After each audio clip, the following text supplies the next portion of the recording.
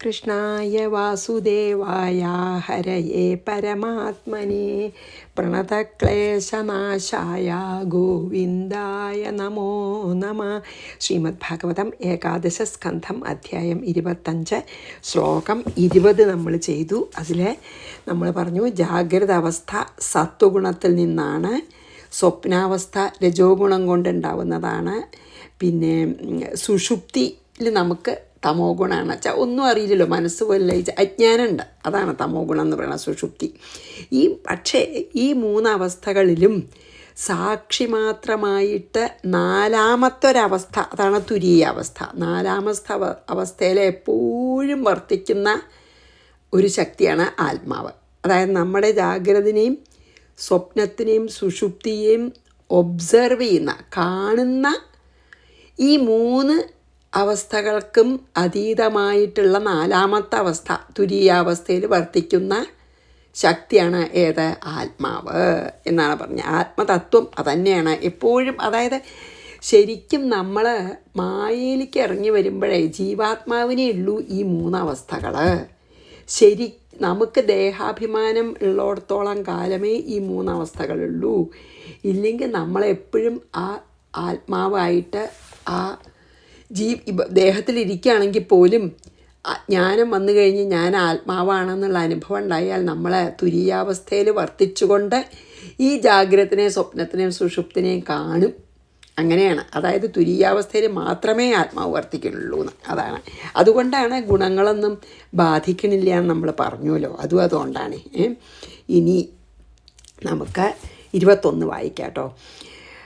പിന്നെ ഉപര്യുപരി ഗച്ഛന്തി സത്വേന ബ്രാഹ്മണാ ജനാ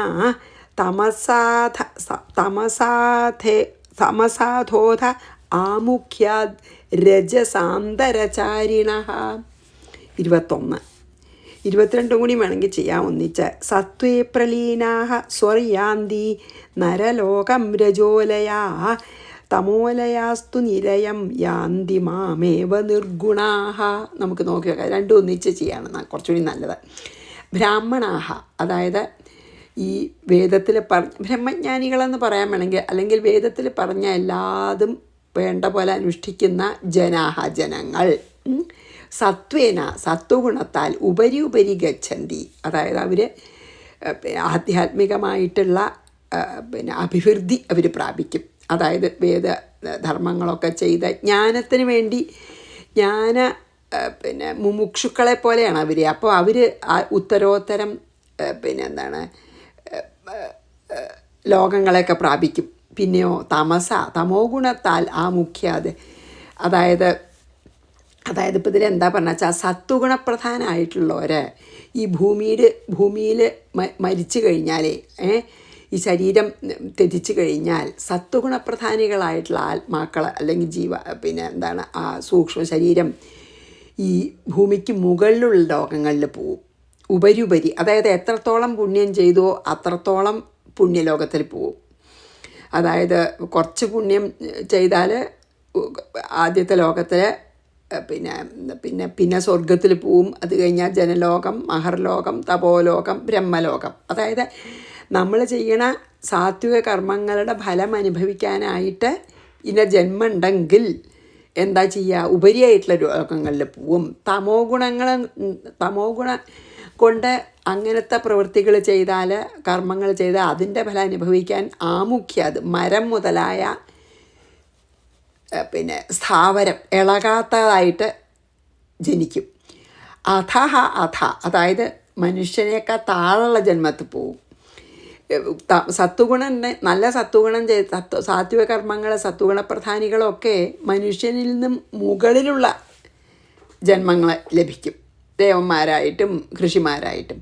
പക്ഷേ തമോ ഗുണപ്രധാനികൾക്ക് മനുഷ്യനേക്കാൾ താഴെയുള്ള ജന്മങ്ങളാണ്. അതായത് മരം, മല, കല്ല് ഒക്കെ ആയിട്ട് അതായത് നീചമായ ജന്മങ്ങൾ വരും. പിന്നെ രജോ ഗുണം കൊണ്ട് അന്തരചാരിണ, ഇതിന് രണ്ടിലും ഇടയ്ക്കുള്ള മനുഷ്യജന്മം ഉണ്ടാവും. അതാണ് രജോ ഗുണപ്രധാനികളാണ് പിന്നെയും കർമ്മം ചെയ്ത് കർമ്മഫലം അനുഭവിക്കാൻ സ്വർഗത്തിലും പോവും. പക്ഷേ മോസ്റ്റ്ലി രജോ ഗുണപ്രധാന കാമ്യകർമ്മങ്ങളാണല്ലോ, അവരാണ് പിന്നെയും ഭൂമിയിൽ ജനിക്കാന്ന്. സത്വേ പ്രലീന, സത്വാധിക്യം വർദ്ധിച്ചപ്പോൾ മരിച്ചവർ സ്വഹായാന്തി, നല്ല സത്വഗുണം ഉണ്ടായിട്ട് മരിച്ചോല് സ്വർഗത്തിൽ പോവും. രജോലയാഹ, രജോഗുണം വർദ്ധിച്ചാൽ മരിച്ചാൽ നരലോകത്തെയും അതായത് ഭൂമിയെയും, തമോലയാഹ, തമോ ഗുണം വർദ്ധിക്കുമ്പോൾ നരകവും പ്രാപിക്കുന്നു. ദുർഗുണ, ഏതുവിധമായ ഗുണസംബന്ധവും, നിർഗുണാഹ, ഏതുവിധമായ ഗുണസംബന്ധം ഇല്ലാത്തവരാണെങ്കിലോ മാം ഏവായാന്തി, നിർഗുണന്മാരാണെങ്കിൽ എന്നെ പ്രാപിക്കും. ഗുണാതീതന്മാർ, അത് ശരിയാണല്ലോ അല്ലേ? നമ്മൾക്ക് അത് പറയുമ്പോൾ നിങ്ങൾക്ക് ശരിയാ തോന്നുന്നുണ്ടല്ലോ. കാരണം ഭഗവാൻ ഗുണാതീതനാണ്. അപ്പം നമുക്ക് ഗുണാതീതനായിട്ട് പോയാലേ നമുക്ക് ഭഗവാനെ പ്രാപിക്കാൻ സാധിക്കുള്ളൂ അല്ലേ? പിന്നെ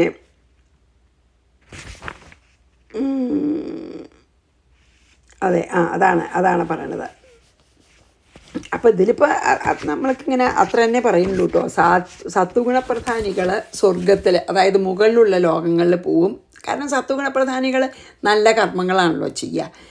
അപ്പോൾ യാഗമൊക്കെ ചെയ്യുകയാണെങ്കിൽ സ്വർഗം മോഹിച്ചിട്ടാണെങ്കിൽ സ്വർഗത്തിൽ പോകുമല്ലോ. അപ്പോൾ സത്വഗുണം കാമ്യകർമ്മങ്ങളല്ലാച്ചാൽ മറ്റേ ലോകങ്ങളിൽ പോവും.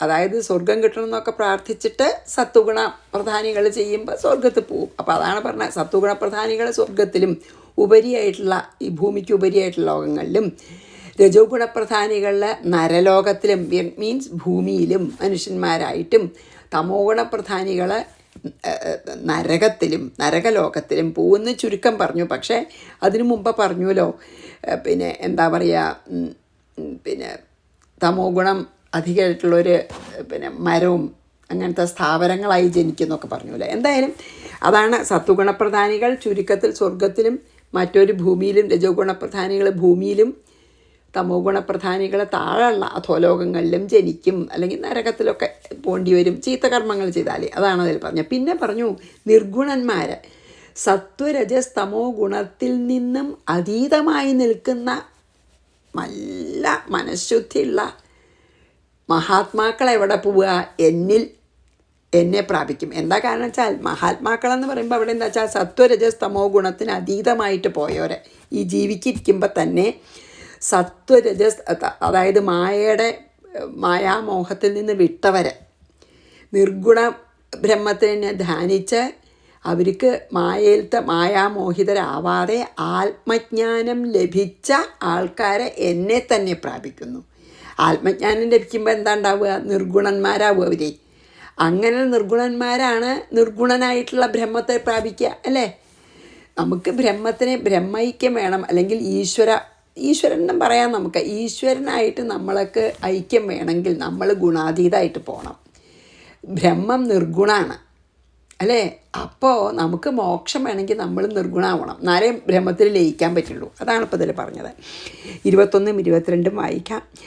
ഉപരി ഗച്ഛന്തി സത്വേന ബ്രാഹ്മണാ ജനാഃ തമസാധോധ ആമുഖ്യാൽ രജസാന്തരചാരിണ. അതായത് മരണസമയത്ത് സത്വഗുണപ്രധാനികൾ സ്വർഗത്തിലും, അതാണ് സത്വേ പ്രലീന സ്വറയാന്തി, സ്വർഗത്ത് പോവും സത്വഗുണം. നരലോകം രജോലയാഹ, രജോഗുണപ്രധാനികൾ നരകത്തിലല്ല ഭൂമിയിൽ നരന്മാരുടെ കൂടെ, മനുഷ്യന്മാരുടെ കൂടെ. തമോലയാസ്തു നിരയം, അതായത് നരകം. യാന്തി മാമേവ നിർഗുണന്മാരെ എന്നെയും പ്രാപിക്കുന്നു. അത് നമുക്ക് നന്നായിട്ട് മനസ്സിലാക്കാം. പിന്നെ മതർപ്പണം എങ്ങനെയാണ്? സത്വഗുണപ്രധാനികളുടെ കർമ്മം എന്താണെന്ന് പറയുകയാണ്.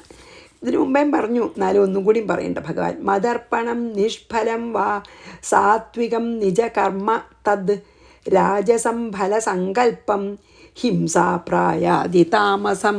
അതൊന്നും തന്നെയാണ് പറയണത്. അതായത് മതർപ്പണം എനിക്കൊരു ആരാധനയായിട്ടാണ് പിന്നെ സത്വഗുണപ്രധാനികളെല്ലാം ചെയ്യുക. അതാണ് മതർപ്പണം. എന്നിൽ അർപ്പിക്കൂ, എൻ്റെ സന്തോഷത്തിനായിട്ട് അർപ്പിക്കപ്പെട്ട നിജകർമ്മം, തൻ്റെ എല്ലാ കർമ്മങ്ങളുണ്ടോ നിഷ്ഫലം, ഫലേച്ഛയില്ലാതെ, തത് സാത്വികം. ആരാണ് ഫലേച്ഛയില്ലാതെ എല്ലാ കർമ്മങ്ങളും എന്നിൽ അർപ്പിതമായിട്ട് ചെയ്യുന്നത്, അല്ലെങ്കിൽ എല്ലാം എനിക്കുള്ളൊരു ആരാധനയായിട്ട് ആരാണോ എല്ലാ കർമ്മങ്ങളും ചെയ്യുന്ന അവരാണ് സാത്വികന്മാർ. ഫലാപേക്ഷയില്ലാതെ എല്ലാ കർമ്മങ്ങളെയും എന്നിൽ അർപ്പിച്ച് ചെയ്യുന്നവൻ സാത്വിക ഗുണമുള്ള ആളാണെന്ന് മനസ്സിലാക്കാം. ഫലസങ്കല്പം, അതായത് ഫലം ആഗ്രഹിച്ചിട്ട് രാജസം.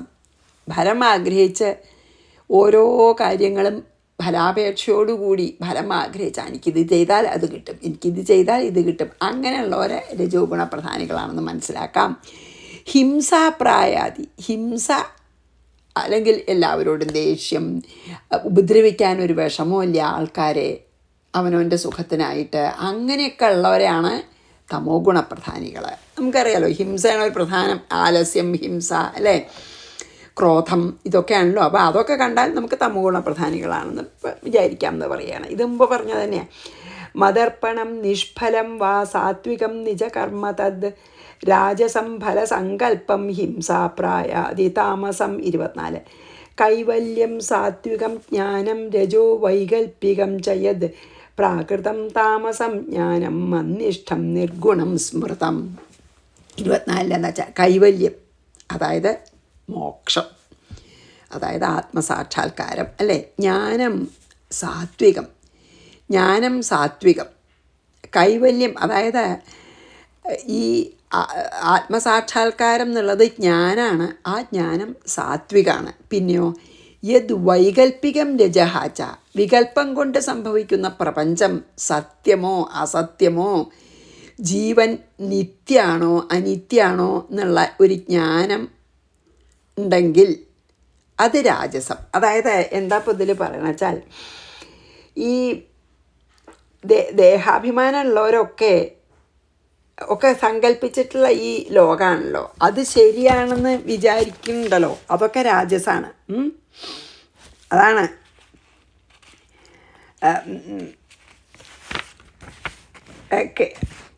അതായത് കൈവല്യജ്ഞാനം, അതായത് ഞാൻ ആത്മാവാണ് എന്നുള്ള അനുഭവം ഉണ്ടല്ലോ, അത് സാത്വികജ്ഞാനം. പിന്നെ ദേഹാഭിമാനം വിട്ടിട്ടില്ല, പക്ഷേ അറിയാം നമ്മൾ ഈ ദേഹമല്ല ആത്മാവാണെന്ന് അറിയാം, അനുഭവമായിട്ടില്ല, അതാണ് രാജസം. ദേഹബുദ്ധി വിടാതെ ഉള്ള ആത്മജ്ഞാനാണ്. നമുക്കൊക്കെ അതാന്ന് പറയാം, കാരണം ഇതൊക്കെ വായിക്കുമ്പോൾ നമുക്ക് മനസ്സിലാവുന്നുണ്ട് നമ്മൾ ദേഹമല്ലാന്ന്, പക്ഷെ നമുക്ക് അനുഭവമാവുന്നില്ല. അപ്പോൾ വിജ്ഞാനമില്ല, ജ്ഞാനമേ ഉള്ളൂ. അങ്ങനെ ദേഹബുദ്ധി വിടാതുള്ള ആത്മജ്ഞാനാണ് രാജസം. മറ്റത് അങ്ങനെയല്ല, ശരിക്കും ഞാൻ ആത്മാവാണെന്നുള്ള അനുഭവം ഉണ്ടായിട്ടുള്ള ആ കേവലജ്ഞാനാണ്, കേവലമായിട്ടുള്ള ആത്മജ്ഞാനാണ് സാത്വികജ്ഞാനി. മറ്റത് ദേഹബുദ്ധി, ദേഹാഭിമാനം ഉണ്ട്, പക്ഷെ ജ്ഞാനമുണ്ട്, പക്ഷെ അനുഭവമില്ല, അതാണ് രാജസം. പിന്നെയോ ഒന്നിനെ പറ്റി ഒന്നും അറിയില്ല, വെറും ജഡത്തെക്കുറിച്ചുള്ള ജ്ഞാനാണ് താമസം. അതാണ് ജ്ഞാനം താമസം. മന്നിഷ്ഠം നിർഗുണം സ്മൃതം, പരമാത്മാവിനെ സംബന്ധിച്ച ജ്ഞാനം നിർഗുണം എന്നറിയപ്പെടുന്നു. അതും പറയുന്നുണ്ട് കേട്ടോ. നിർഗുണ പരമജ്ഞാനാണ് ബ്രഹ്മജ്ഞാനം. ഇത് മൂന്നും, അതായത് നിർഗുണം ഗുണത്തിന് അതീതമായി പോകുമ്പോഴേ ശരിക്കും നമുക്ക് ആ നിർഗുണ ബ്രഹ്മജ്ഞാനം ഉണ്ടാവുള്ളൂ. അതായത് നല്ല സാത്വികന്മാർക്കൊക്കെ ചിലപ്പോൾ അനുഭവം ഉണ്ടായി എന്ന് വരാം കേട്ടോ, അത് സാത്വികജ്ഞാനം ഉണ്ടാവാം. പക്ഷേ 3 ഗുണങ്ങൾക്ക് മുഴുവൻ മീതെ പോയാൽ മാത്രമേ ആ നിർഗുണ ബ്രഹ്മജ്ഞാനം ഉണ്ടാവുള്ളൂ എന്ന് പറയുകയാണ് കേട്ടോ. അപ്പോൾ പിന്നെ ഞാൻ ആത്മാവാണ്, ആത്മസാക്ഷാത്കാരം ലഭിച്ച ആ ജ്ഞാനം ഉണ്ടല്ലോ, അത് സാത്വികജ്ഞാനം. ദേഹാഭിമാനം വിടാതെ ഞാൻ ആത്മാവാണെന്ന് മനസ്സിലാവുന്നുണ്ടല്ലോ, അത് അതായത് ജ്ഞാനേ ഉള്ളൂ, നമുക്കറിയാം പക്ഷെ അനുഭവമാവാൻ പറ്റില്ല, അത് രാജസജ്ഞാനം. ഇതൊന്നും അറിയില്ല, ഈ കാണുന്നത് മാത്രമാണ് ശരിയെന്ന് വിചാരിച്ച്, ഇത് നിത്യമാണെന്ന് വിചാരിച്ച്, ഈ പ്രപഞ്ചം നിത്യമാണെന്ന് തന്നെ മനസ്സിലാക്കി ഞാൻ ദേഹമാണെന്ന് ഉറച്ച് വിശ്വസിക്കുന്ന, ഈ ജഡദേഹം ഞാനാണെന്ന് ഉറച്ച് വിശ്വസിക്കുന്നതാണ് താമസജ്ഞാനം. പിന്നെ ഏറ്റവും ഇതിനൊക്കെ മീതെ, സത്വഗുണത്തിനും മീതെയാണ് നിർഗുണ ബ്രഹ്മജ്ഞാനം. അതാണ് ഇതിൽ പറഞ്ഞത്. ഇനി നമുക്ക് 25 24. കൈവല്യം സാത്വികം ജ്ഞാനം രജോ വൈകൽപ്പികം ചയത് പ്രാകൃതം താമസം ജ്ഞാനം അന്നിഷ്ടം നിർഗുണം സ്മൃതം. 25. വനം തു സാത്വികോ വാസോ ഗ്രാമോ രാജസ ഉച്യതേ താമസം ദ്യൂതസദനം മന്നികേതം തു നിർഗുണം. ഇനി എവിടെ താമസം വരടേക്കാണ്. അതായത് വനം സാത്വിക വാസഃ. വനമാണ് സാത്വികന്മാരുടെ വാസസ്ഥലം, മഹർഷിമാരുടെയൊക്കെ. അവർ ചിലപ്പോൾ ഗുണാതീതന്മാരായിട്ടുണ്ടാവില്ല, എങ്കിലും പൂർണ്ണ സത്വഗുണമൊക്കെ ആയാൽ പിന്നെ ഈ ലോകത്തിൽ താമസിക്കില്ല, വാനപ്രസ്ഥവും സന്യാസവും ഒക്കെ ചെയ്യേ. അതാണ്. അപ്പോൾ വനമാണ് സാത്വികന്മാരുടെ വാസസ്ഥാനം. ഗ്രാമമായാൽ രാജസ ഉച്യത. അതായത് സാധാരണ നമ്മളെ പോലെ ഗ്രാമീണമായിട്ടുള്ള അന്തരീക്ഷത്തിൽ ഗൃഹസ്ഥന്മാരായി ജീവിക്കുന്നതാണ് രാജസം, അല്ലേ? അതാണ് ഗ്രാമം എന്ന് പറയുന്നത് കേട്ടോ. ഗ്രാമഹത്തു രാജസ ഉച്യത. നമ്മൾ സാധാരണ ഗൃഹസ്ഥന്മാരായിട്ട് സിറ്റിയിലോ നാട്ടിൻപുറത്തോ ഒക്കെ താമസിക്കുന്നതൊക്കെ രാജസന്മാരാണ്. ദ്യുതസദനം, അതായത് ചൂതുകളി ഇങ്ങനത്തെ സ്ഥലത്തൊക്കെ എപ്പോഴും പോണവരെ താമസന്മാരാണ്. ചൂത് കളിക്കുക, കുടിക്കുക, പിന്നെ ഇല്ലീഗലായിട്ടുള്ള റിലേഷൻഷിപ്പ് സ്ത്രീകളായിട്ടൊക്കെ, അല്ലെങ്കിൽ പിന്നെ ഹിംസിക്കുക, എല്ലാവരും ഉപദ്രവിക്കുക, അങ്ങനെയുള്ള സ്ഥലത്തൊക്കെ ധാരാളം പോവുകയും അവിടെയൊക്കെ താമസിക്കുകയും ചെയ്യണവരാണൊക്കെ താമസന്മാരാണ്. മന്നികേതം, എൻ്റെ ആലയം നിർഗുണം തു. അതായത് ക്ഷേത്രങ്ങളൊക്കെ എല്ലാം ഭഗവാൻ ഇരിക്കുന്ന സ്ഥലം, അല്ലെങ്കിൽ ഭഗവാന്റെ സാന്നിധ്യം അനുഭവപ്പെടാൻ നമുക്ക് പറ്റുന്ന സ്ഥലമൊക്കെ നിർഗുണമാണ്. വൈകുണ്ഠടക്കം നിർഗുണമാണ്, അല്ലേ? ഈവൻ അമ്പലങ്ങളൊക്കെ നമുക്ക് ആ നിർഗുണ സാന്നിധ്യം അനുഭവപ്പെട്ടാൽ അതും നിർഗുണമായിട്ടുള്ള ആലയമായി, അല്ലേ? ഈവൻ നമ്മളിപ്പോൾ ഗൃഹസ്ഥനാണെങ്കിൽ പോലും ഭഗവത് സാന്നിധ്യം അനുഭവപ്പെടുന്ന ഗൃഹമാണെങ്കിൽ അത് നിർഗുണം ആയിട്ടുള്ള ആലയമായി നമുക്ക് പറയാം. അപ്പോൾ ഇത് ഓരോ ദിക്കിലത്തെ എന്ത് പറയാണ്. സാത്വികന്മാരെ എവിടെ താമസിച്ചാലും അതും കൂടി നമുക്ക് മനസ്സിലാക്കണം. സാത്വികന്മാർ സാധാരണ വനത്തിലാണ് വസിക്കുക എന്ന് പറഞ്ഞുല്ലോ. അതുമാത്രമല്ല, സാത്വികന്മാരെ എവിടെ താമസിച്ചാലും അവർക്ക് ഈ അറ്റാച്ച്മെൻ്റ് ഇല്ലേ. അത് കാരണം വനത്തിൽ താമസിക്കണ പോലെയാണ് അവർക്ക്. അതായത് ഡിറ്റാച്ച്ഡായിട്ട് വീട്ടിൽ താമസിക്കുകയാണെങ്കിൽ അവർ വനവാസിയാണെന്ന് പറയാം. അതാണല്ലോ. അപ്പോൾ ഇപ്പോഴത്തെ കാലത്തൊക്കെ വാനപ്രസ്ഥം എന്ന് പറഞ്ഞാൽ അതേ പറ്റുള്ളൂ. നമ്മളുടെ ഗൃഹത്തിൽ തന്നെ നമ്മൾ ബാക്കിയുള്ള ലോക കാര്യങ്ങളിൽ വളരെയധികം ഇടപെടാതെ നമ്മുടെ സത്വഗുണം വർദ്ധിപ്പിച്ച് അറ്റാച്ച്മെൻറ്റ് കുറച്ച് ജീവിക്കുക, ഈശ്വരനെ മാത്രം വിചാരിച്ച് പറ്റുന്ന അത്ര അങ്ങനെയൊക്കെ നമ്മൾ ചെയ്യുകയാണെങ്കിൽ അതുകൊണ്ടാണ് പറയണത്, നല്ല സാത്വിക ബുദ്ധിയുള്ള ആൾ എവിടെ താമസിച്ചാലും വനവാസി തന്നെയാണ്. വനത്തിൽ തന്നെ പോകണമെന്നില്ല. രാജസൻ എങ്ങനെയാണ്? ഇപ്പം വനത്തിൽ പോയിരുന്നാലും മനസ്സ് മുഴുവൻ പിന്നെ വൈരാഗ്യം വന്നിട്ടില്ലെങ്കിൽ മനസ്സ് മുഴുവൻ വീട്ടിലാവേ. അപ്പോൾ രാജോ ഗുണപ്രധാനികൾ എപ്പോഴും ഗ്രാമത്തിൽ തന്നെയാണ്. വനത്തിൽ പോയാലും ഗ്രാമവാസിയാണ്.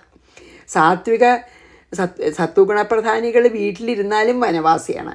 രജോ ഗുണപ്രധാനികൾ കാട്ടിൽ പോയാലും എപ്പോഴും ഗ്രാമവാസിയാണ്. വെച്ചാൽ അവരുടെ മനസ്സ് ഡിറ്റാച്ച്മെൻറ്റ് വന്നിട്ടില്ല. പിന്നെയോ താമസന്മാരിപ്പോൾ വീട്ടിലാണ് താമസിക്കണ വെച്ചാലും എപ്പോഴും ഈ വേശ്യാലയോ അല്ലെങ്കിൽ പിന്നെ കള്ളു കുടിക്കണ സ്ഥലമോ അല്ലെങ്കിൽ ചൂത് കളിക്കണ സ്ഥലമാണ് അവരുടെ മനസ്സിൽ. അതുകൊണ്ടാണ് അങ്ങനെ പറയണത്. അപ്പോൾ താമസിക്കുന്നത് മനസ്സുകൊണ്ട് താമസിക്കുന്നത് ഈ ചൂതുകളിയും പിന്നെ മദ്യവും ഉള്ള സ്ഥലത്ത് തന്നെയാണ്. വീട്ടിൽ താമസിച്ചാലും മനസ്സവിടെയാണ്. അതാണ് പറയുന്നത്. ചൂതുകളിയും ഒക്കെ ഉള്ളിടത്ത് തന്നെയാണ് അയാൾ താമസിക്കണത്. നിർഗുണ ബ്രഹ്മജ്ഞാനി ബ്രഹ്മത്തിൽ തന്നെ വർത്തിക്കുന്നു. എവിടെ ഇരുന്നാലും ജീവൻ മുക്തനായിട്ട് എപ്പോഴും ആ തുര്യാവസ്ഥയിൽ വർത്തിക്കണു. ആര്? ബ്രഹ്മജ്ഞാനി. സത്വഗുണപ്രധാനിയും കൂടിയല്ല, സത്വഗുണത്തിൽ നിന്നും മുകളിലേക്ക് പോയിട്ട് നിർഗുണമായിട്ടുള്ള ബ്രഹ്മജ്ഞാനി എവിടെ താമസിച്ചാലും തുരീയത്തിൽ ആ നാലാമത്തെ അവസ്ഥയിൽ വർത്തിക്കുന്നു, ബ്രഹ്മത്തിൽ വർത്തിക്കുന്നു. അതാണ് പറഞ്ഞത്. വനം തു സാത്വികോ വാസോ ഗ്രാമോ രാജസ ഉച്യതേ താമസം ദ്യൂതസദനം മന്നികേതം തു നിർഗുണം. ഈ 26 നോക്കാം നമുക്ക്. സാത്വിക കാരക അസംഗി എന്നാണ് കേട്ടോ. സാത്വിക കാരകോസംഗി രാഗാന്ധോ രാജസസ്മൃത താമസസ്മൃതി വിഭ്രഷ്ടോ നിർഗുണോ മതപാശ്രയ. എല്ലാം പറയുന്നുണ്ട് ഓരോ ശ്ലോകത്തിലും.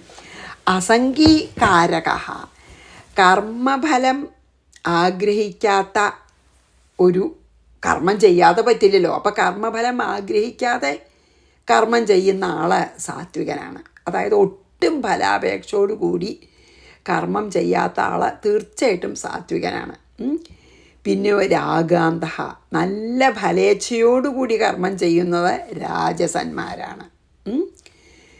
പിന്നെയോ ഒരറിവും ഇല്ലാതെ ഈ കാണുന്ന ലോകം മാത്രം സത്യമാണ് എന്ന് വിചാരിച്ച് യാതൊരു അജ്ഞാനം കൊണ്ട് ആ ആത്മവിസ്മൃതി മുഴുവനായിട്ടുള്ള, അതായത് പൂർണ്ണമായും ആത്മവിസ്മൃതിയോടെ നടക്കുന്ന എല്ലാ അറിവും നഷ്ടപ്പെട്ടവർ താമസന്മാരാണ്.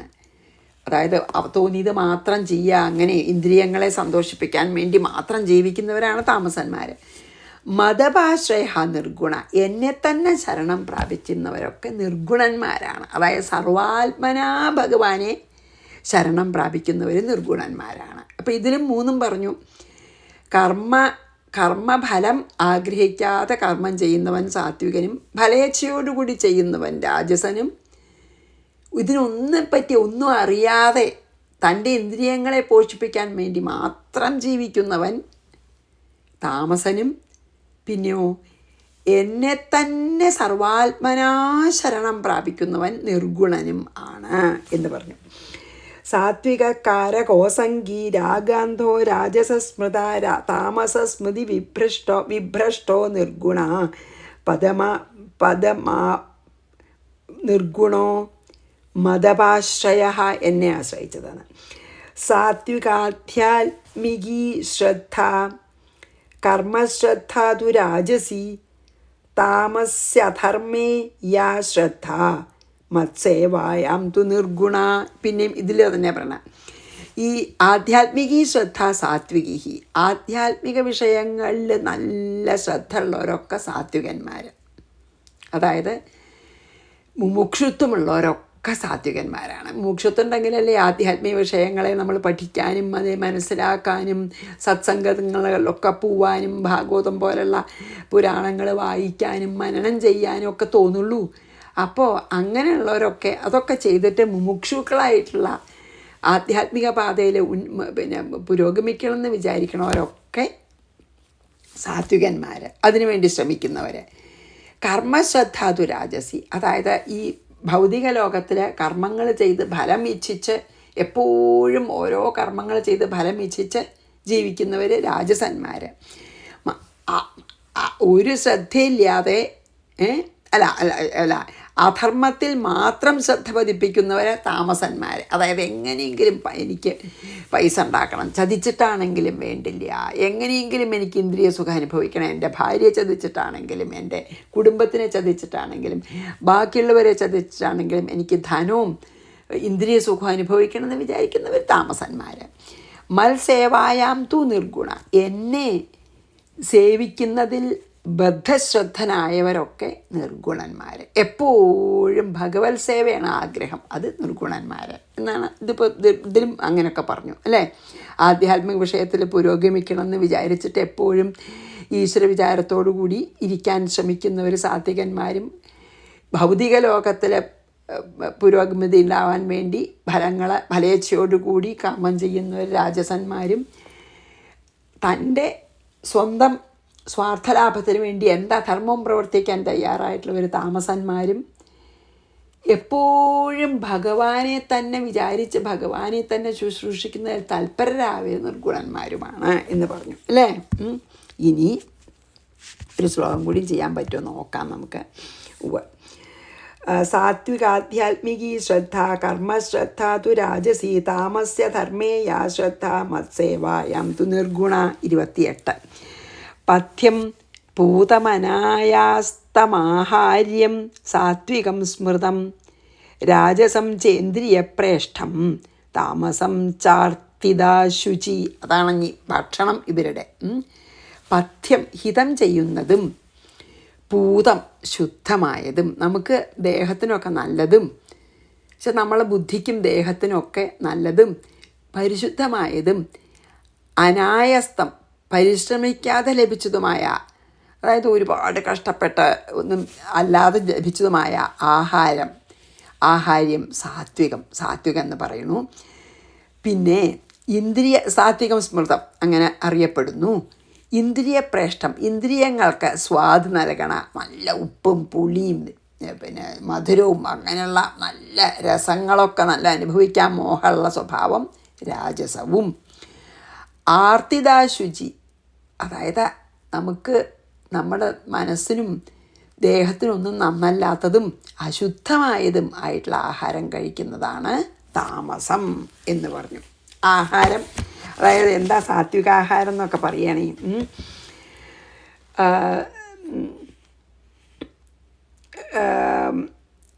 അതായത് നല്ല പഥ്യമായിട്ടുള്ളതും, അതായത് ഇങ്ങനെ നമുക്ക് ദേഹത്തിനൊക്കെ നന്നെന്ന് തോന്നുന്നത്, ബുദ്ധിക്കുമൊക്കെ നന്നാ തോന്നുന്നതും പരിശുദ്ധമായിട്ടുള്ള ആഹാരമാണ് സാത്വികൻ്റെ ഭക്ഷണം.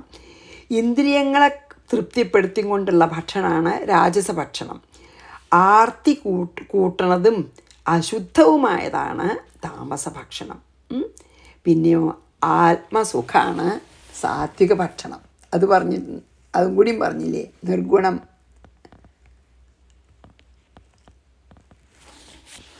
താമസം അതേ പറഞ്ഞിട്ടുള്ളൂ ഇതിൽ കേട്ടോ. അതിലേ പറഞ്ഞു, ഇത് 3 ഇതിൽ പറഞ്ഞുള്ളൂ, പിന്നെ നിർഗുണത്തിൻ്റെ പറഞ്ഞിട്ടില്ല ഇതിൽ. അപ്പോൾ നമുക്ക് 28 വായിച്ച് നിർത്താമെന്ന്.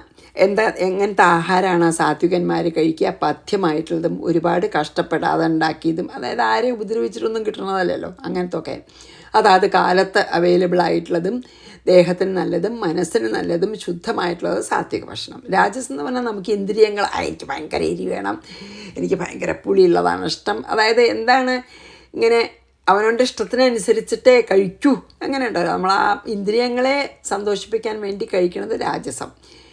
പിന്നെ ദേഹത്തിന് നന്നല്ലാത്തതും ദുഃഖപ്രദവും ബാക്കി ഹിംസിച്ചൊക്കെ ബാക്കി പിന്നെ മൃഗങ്ങളെയൊക്കെ കൊന്ന നമ്മുടെ അവനവൻ്റെ സ്വാർത്ഥത്തിന് വേണ്ടി അങ്ങനത്തെ ഇന്ദ്രിയങ്ങളെ, അതായത് പിന്നെ അശുദ്ധവുമായിട്ടുള്ള ആഹാരം താമസമാണ് എന്ന് പറഞ്ഞിരിക്കുന്നു.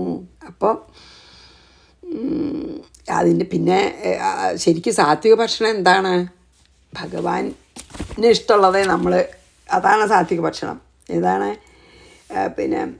പിന്നെ ശരിക്കും പറയാച്ചാൽ ആത്മസുഖം ആണ് സാത്വിക സുഖം, അല്ലേ?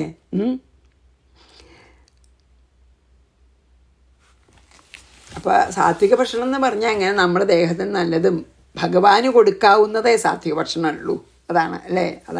അത് പറഞ്ഞു നിർത്താം നമുക്ക്. ശ്രീകൃഷ്ണാർപ്പണമസ്തു. ഞാൻ അടുത്ത ശ്രീകൃഷ്ണാർപ്പണമസ്തു. സർവത്ര ഗോവിന്ദ നാമ സങ്കീർത്തനം.